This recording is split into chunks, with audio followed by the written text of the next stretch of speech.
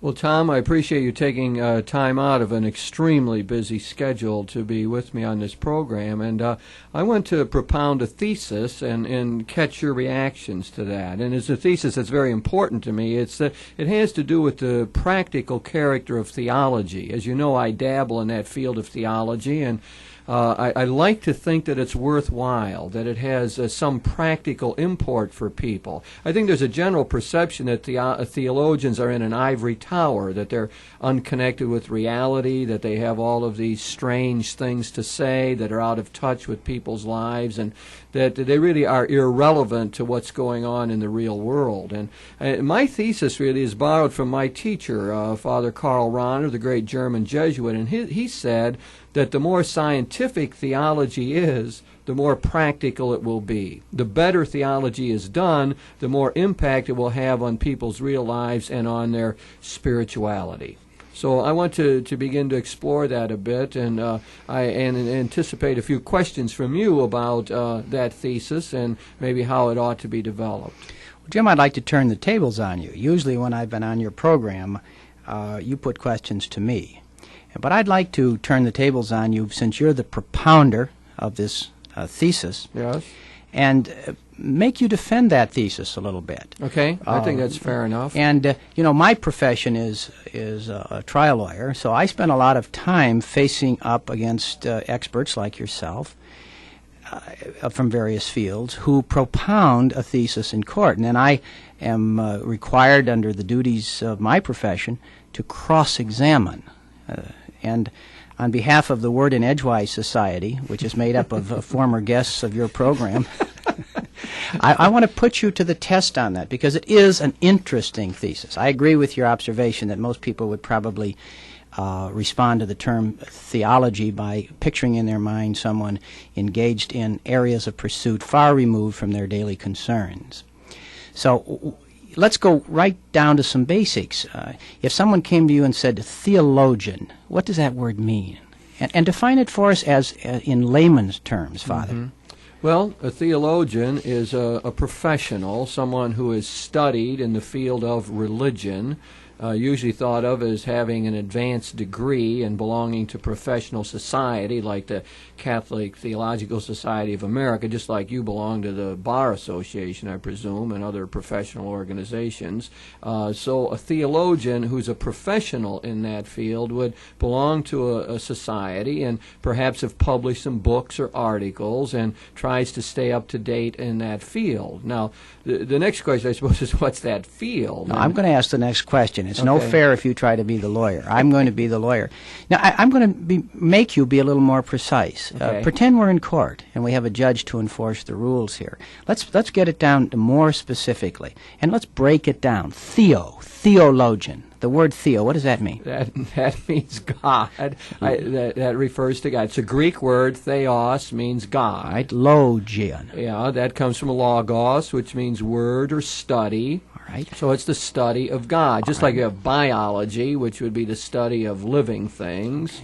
Okay. So you have theology, which would be fundamentally in its etymology, the study of God. Etymology means in its origin or root. That's right. Where it comes from. That's right. And it comes from Greek words. I'm going to make you break these big theological terms down into words that we laymen can understand. That's part of the price you can your do pay. That. You have done a good job. That's my mandate. You'll earn your lawyer's fee. That's my mandate from the Word in Edgewise Society. Terrific. To make you respond. All right.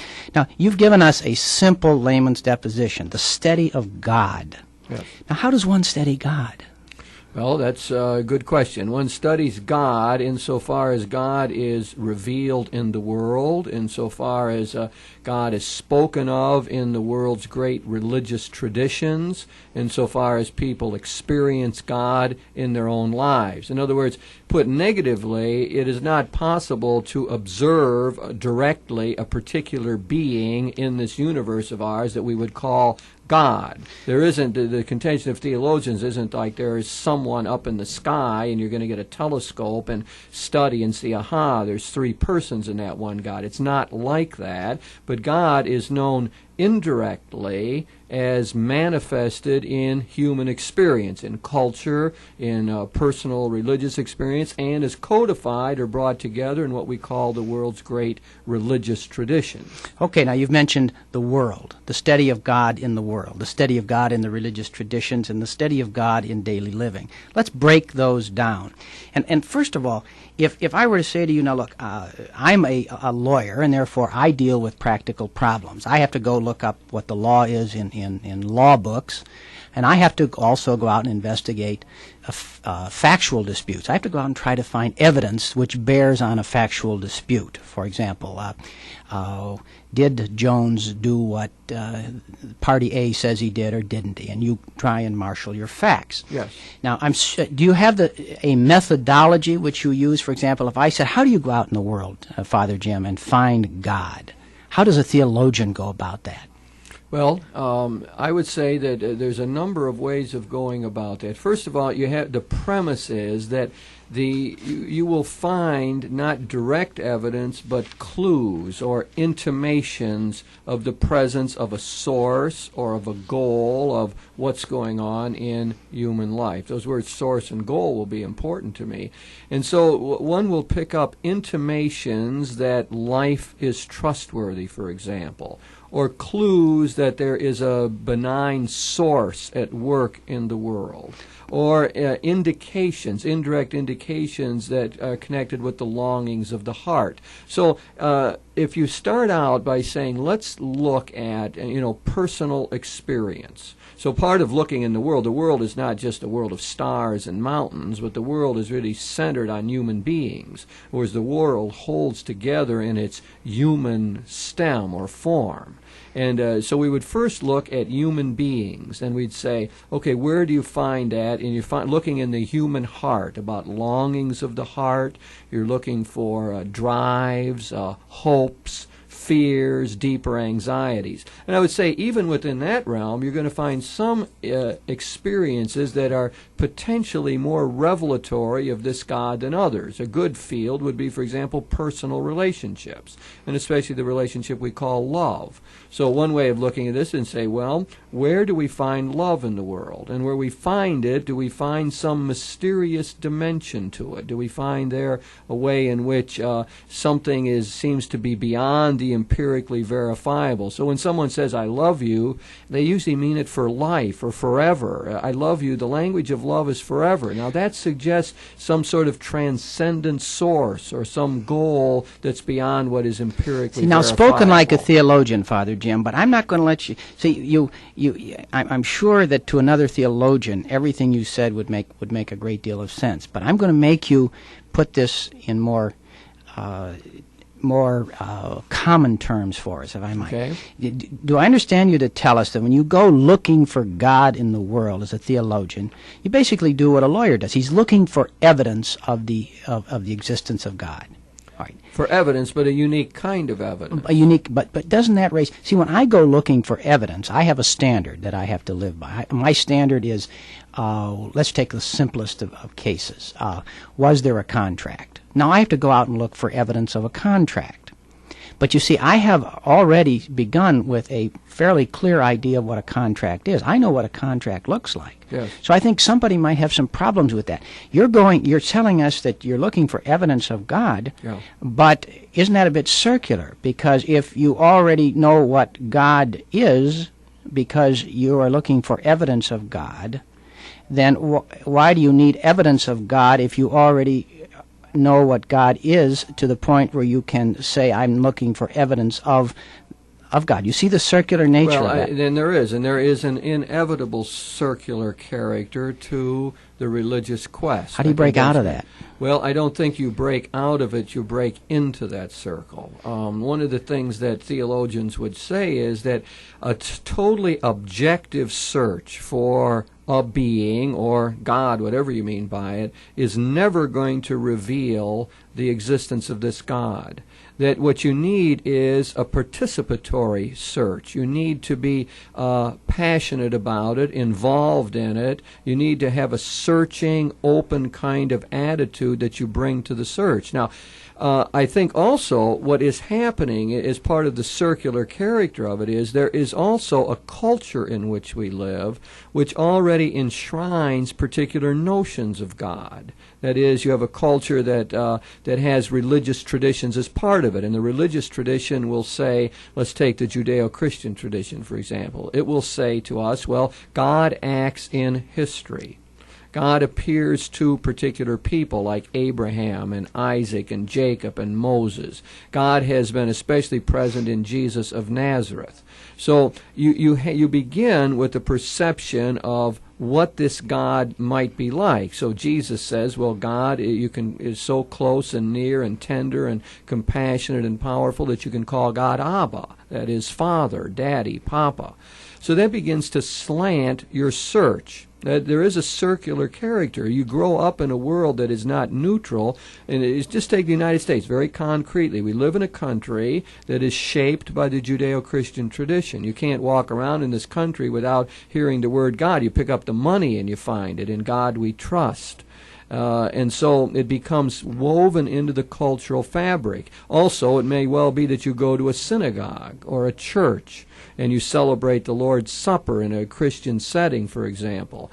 And there you get a perception of who this God is. And the perception is, when properly formed, is something like this, that this God is not a being. This God is benign, but not an ogre ready to put us down. This God is close and not just far away. So there's certain elements, and I could expand it, but there's certain elements that set up the search. In other words, you're not going to pick up a telescope and look up in the sky or be like the Russian cosmonauts and say, well, we went up there and we didn't find him. If you're in touch with religious traditions, you know the search is more subtle than that, and it will force us to look within and to find clues and intimations. Let's see if we can summarize what you've said. And what I think I hear you saying is something like this, that as you go out into the world as a theologian to look for evidence of the existence of God, you take with you a presupposition, and that presupposition is that if God exists, then all of the experience of life and of man in life has given us some indications through religious tradition, through experience, through our study of God's creation, through the sciences and so forth. We have some intimations, we have some ideas of what that God might be like. So we start with this notion of a God.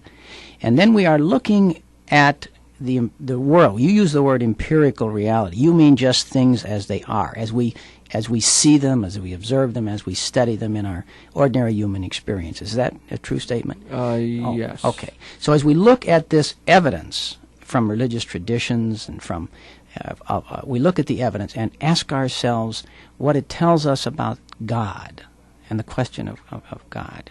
But don't we inevitably come to a point in that study? For example, if we look at anthropology, don't we all, if we study man and in his history, don't we reach a point somewhere in that study where we have to go beyond what we can find out by observation, by scientific method, to this intangible something called faith? Yes, I think that's true. In the theological world, you will get differences of opinion on that. And let me just sort of summarize those. There are some people who feel that reason is of practically no value, nor would any empirical observation be of any value, nor would philosophy or any of the other disciplines. For someone really listening, faith is totally based on the Scriptures. The Word of God is found in the Scriptures, and it will only be found in this commitment to Jesus Christ. Reason is of no value, nor is philosophy. So that is one pole of the theological debate. Give our listeners an example of a theologian they might want to read. Who would? Well, Karl Barth, B-A-R-T-H, okay, is a perfect example of that in his early writings, who said, just about that. We call it a fideistic position. Right. Fides, faith. It's a fideism. That is, it's faith alone, and it's got no room for reason, philosophy, and so on. Now, there are other schools of thought. Yeah, other schools of thought, and much more common in the Catholic world, that says, no, philosophy is good, reason is good, because it will bring you up to like the edge of a cliff. It will show the reasonableness of making the leap of faith. It will show that it is not foolish or illogical to do so. It will, the word that is best used here is vindicate. It will reason and philosophy, thinking, probing, can vindicate faith's position of belief in God as being reasonable, as not being childish or infantile. So in this viewpoint, it is very valuable to do this search and to look at the traditions and look at culture, look at nature, look at personal experience, and see if you can find these clues which will not just give faith, but which will show faith to be a reasonable leap. So there's finally a leap. There's finally faith is distinguished from empirical evidence. You will never show that God exists like 2 + 2 is 4. You will never give any series of arguments, I don't believe, is my opinion, that will conclusively or apodictically prove to somebody that God exists. You cannot do that. It occurs in the being, that's why I said this argument is circular, there's no doubt about it. But entering the circle then gives sort of its own vindication, that people will say, by believing in God, it changed my life, or it helps me to cope with the tragedies of life, or it enables me to have hope even when things are dark. In other words, it has its own vindication. Faith is sort of self-validating finally. Can you give us the name of a well-known theologian who belongs to this, what I will refer to as the reasonable leaper school? Yeah, that's a good phrase. Well, my own teacher, Karl Rahner, is a perfect example of that, who believes that philosophy is our ally and who will use what we call philosophical theology to bring us to this point of making the leap of faith. But there's always understood that faith is finally a gift from God, that it is finally something that exceeds rational calculation or empirical evidence, although the evidence can be slanted that way. Okay. Do the reasonable leapers nip into other sciences? For example, do they look at anthropology and study such interesting phenomena, for example, as mythology or pre-reflective notions of a great unifying force? In other words, of what they and their eventual cultural evolutions might have, some of the early civilizations might have referred to as God. Yes, sure, that's part of it. I mean, all the other disciplines are really open for theological discussion. Now, I mean, not all theologians use those. I mean, some theologians might pick as their dialogue partners psychology or sociology or anthropology or mythology. I mean, that is certainly true. I mean, very few theologians would be able to be really up to date in all those fields. Paul Tillich is a theologian who comes to my mind that did have broad interests like that, but not many can sustain that or be good at it. Father Jim, I'm going to keep you moving because I want to see if we can actually get through your thesis and come to some conclusions. Are there other schools? You've given us the school held of which Barth is a well-known spokesman, that faith is beyond reason. Then the reasonable leap theory that you've talked about. Is there other schools? Well, I mean, there are middle grounds on that. And those are the two main Well, I mean, they're themes, the poles. The two poles. Yeah, sure. And then there are variations within those two extremes. Right. Now, you talked about searching for God in the world. Let's talk a minute about searching for God within religious traditions. Now, you're a Catholic theologian. Correct. How, as a Catholic theologian, do you approach the, I'm sure, terribly challenging problem of looking at other religions? And I don't mean necessarily Christian religions. No. For example, I'm sure most of the listeners are aware that at the time of his death, Thomas Merton was studying the Eastern religions. Correct. How do you go about that? Well, first of all, I would say a theologian needs to be immersed in his or her religious tradition. You have to know that one well. You have to have confidence in it. You want to know its major figures, how the particular questions have developed, the opinions that exist, and so on. In other words, the first step is to be confident of one's own tradition, to know its strengths and weaknesses, and to let that be sort of the guiding light for looking for this world, at our world, or undergoing this search for God. It is then out of that confidence that one could then begin to entertain the thought of dialogue and cooperation with other religious traditions. When you do that, what you want to do is to try to enter into their turf as much as you can, to crawl behind the eyes of representative figures of those traditions, and to suspend your own categories and thinking so that you can try to feel what their religion feels like from the inside. Again, you've got to go back to your same principle. These matters of God and religion do not reveal themselves to an objective analysis. You can sit there and read what Hindus say about something and read a Hindu philosopher or something, but you'll never know what Hinduism is about except from trying to enter into the experience. Now, very few people can do that. There have been a few theologians who have tried to do it. Thomas Merton is not really a theologian, but a religious thinker who attempted to do that. We have a theologian right now who's trying to do it, Hans Kung by name. Very explicit dialogue. His methodology was to get a Buddhist, a Hindu, and an Islamic scholar and to actually dialogue with them and then write a book around that. Is there risk involved in that? Well, I mean, for example, if someone like Jim Bacik or Thomas Merton were to do that, is there the risk that by immersing yourself in the styles of thought which are often alien because of cultural reasons and reasons which you have no control over, is it possible that your own faith could be weakened by that experience? I'd say it's possible that that and many other experiences could weaken one's faith, but I would rather see them as challenges. And much of what goes on in our lives, our faith, our Judeo-Christian tradition, specifically our Catholic heritage, propels us into dialogue. It tells us that that's the way we can learn and develop, and that is a positive and a good thing. So I would see it as a challenge. Even if it raises questions in your mind, it would seem as though that would be very good, because that would help you to deepen your own outlook and so on. But there are no guarantees in the theological enterprise. If you're going to go at it honestly, you have to encounter the fact that doubts might arise, that challenges might be very difficult to deal with. So I think we need to keep this in mind as we try to look through the whole business. Let's move on now to what, to me, is the most important question that I'd like to deal with, and that is, how does the work of the theologian touch my life? What are the practical ways in which the work of the theologian, who is looking for God in the world, studying God as he is expressed in the great religions of the world, how does the learning and the thinking and the work of theology touch and concern the lives of the daily lives of the butcher, the baker, and the homemaker, and even the candlestick maker?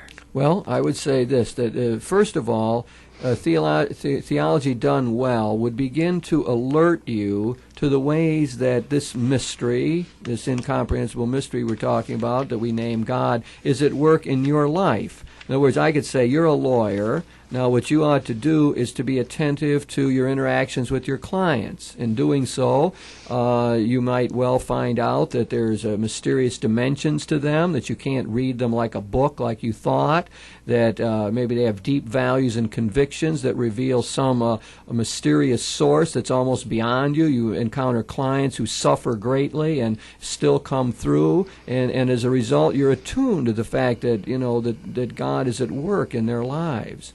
So that's one thing it would do. The other thing it would do would give you a large perspective and framework for looking at life as a whole. In other words, you might ask yourself, well, what's the sense of being a lawyer? I mean, why should I spend all my time trying to do this? And maybe we end up with saying, well, out of your religious tradition, you see that there's a meaning in life, that it makes sense to make effort in life and to move forward with all of this, and that your effort is never wasted. Even when you lose a case and you try tried hard, you put forth your best effort, you ought to be able to go to bed at night and say, Lord, I tried, and with a deep feeling and sense and belief that that effort is not wasted, it's not poured down the drain, it really is of value. And then the other thing that the tradition does is put before you exemplary figures who can be concrete flesh and blood examples to you of how you ought to live. So in our Christian faith, that is primarily Jesus Christ. And we say, now look here how Christ lived. Christ interacted with people on the basis of love and concern. He had a special care for the poor and the outcasts.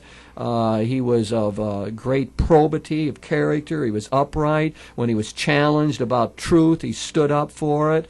He was a man of courage and conviction, and you could say those are the kind of qualities I would like to bring to my life as a lawyer and as a family man and so on.